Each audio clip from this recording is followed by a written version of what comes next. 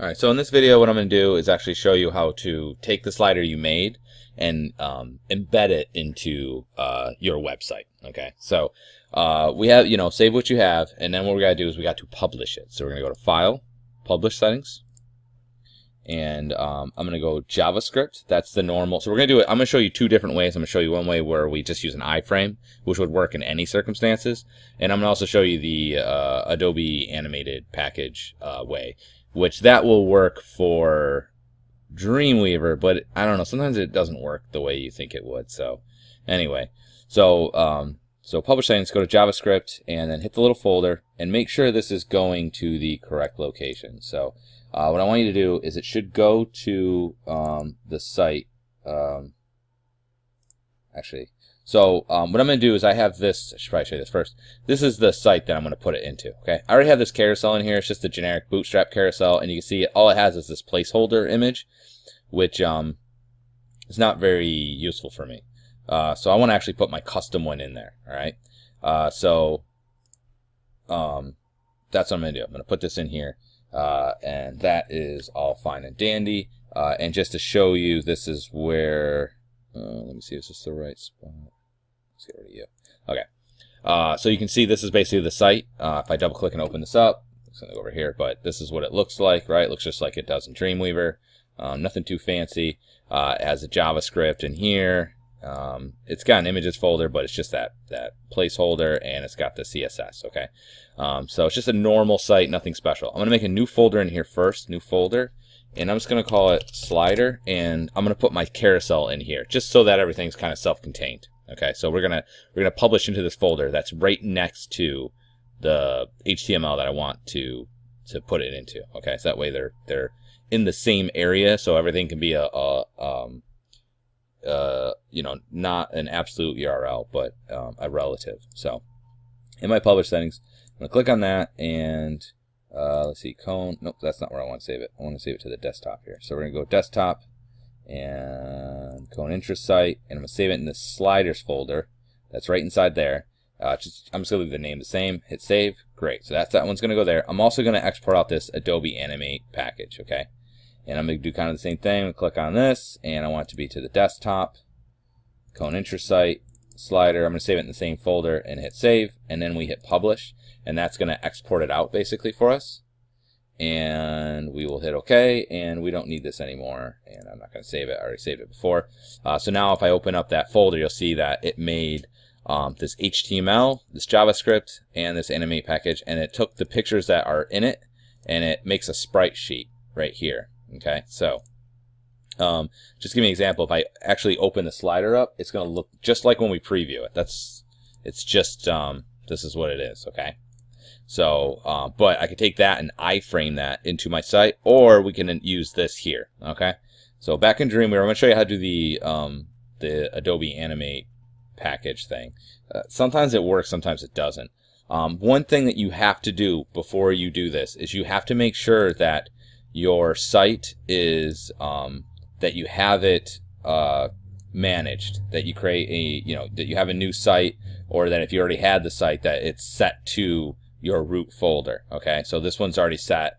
It has a root folder, the whole 9 yards there. So you know how sometimes you open it up, it goes, would you like to manage your sites? Make sure your site is managed and that it's going to your root folder. So in this case, this site is going to this folder here. Okay, so this Dreamweaver knows where the root is. If it doesn't know where the root is, it definitely will not work. I don't know, just doesn't seem to. So anyway, I'm gonna make sure that's set up. So now I'm gonna go to code, and first I'm gonna remove the carousel. So if I go down here, you can see it says carousel a whole bunch. This is the carousel here, right? So I got a div container, which goes all the way down. Here's the row that the carousel's on, and then here's the column that it's in, and then here's the actual carousel. So I'm just gonna grab this whole bit and delete it. And now you'll see I have my row, I have my column, and if I go back in here, you'll see that it's just an empty thing. And what I need to do is actually put my cursor in here, and then I need to put it in there. So I'm going to go to Insert, HTML, and then it's Animated Composition. It's going to open up here. I'm going to go to Slider, and I'm going to grab this slider example. And I'm going to hit OK. And it's going to write this little bit of code. And if I go to Live, there it is. And you can see it will work just like it did in the other thing. All right. So it puts in this little weird bit here, and it should. I don't know if it's actually going to put in. Sometimes it puts in extra code, but I think because I have Bootstrap, it didn't need to put in because it uses jQuery. I think it didn't need to put that in there because it was already in there from the Bootstrap, so it was able to utilize that. But if you aren't using Bootstrap, it will add a little bit of JavaScript, I believe, as well to your bit here. So anyway, so it makes this little thing called an object edge ID, and it makes a little slideshow, and you have it right there. So that's one way of doing it. That's actually a little bit simpler than the other way I'm going to show you, but it's a little bit clunky. So if this doesn't work, you can try this other way. I usually don't use this way I just showed you. I usually use the iframe because I think it's just more solid. So I'm actually going to take that back out and do it the other way. So the other way is just to iframe the slider here. I'm just going to iframe this HTML document into this one. So it's just going to fit in this gap. Now, what you really should do is make sure that it's the correct size. I didn't really test the width of mine, so I think mine's actually going to be too small. It's going to be not quite fitting it. But you should make it the correct dimensions of what this gap is. Just inside of Animate itself, make sure that your width is the same width as the box that it's going in, so that way there's no weird sizing issues. So to do that, I'm just going to go over here, and I could type in like do iframe, but I know a lot of you guys like to use the buttons and all that. So I'm going to go to the insert, and let's see, do they have it here? Iframe, here it is, iframe. Okay, so I switched to HTML. I'm going to click on iframe. It's going to pop open that, which is a little bit disappointing. I thought it would give me more. I could have wrote iframe.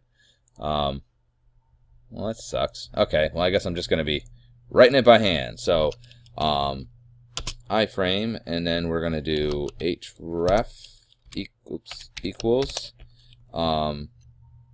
and then what was it, slider. I was hoping it would give me a file name. It did not. Hang on a second. Actually, sorry, I don't know why I wrote href. It's src equals. There we go. That don't allow me to browse. That's why it wasn't working. And it'll be slider. Okay, slider, and then slider example .html is the one we want. Okay, just like that. Now, I'm going to go ahead and give it a width and a height. And if you remember what we had width, and the width was 620, I think, px. And then the height, right, was 400 px. And that should do it. So then I'll go to live, and there it is. So you can see getting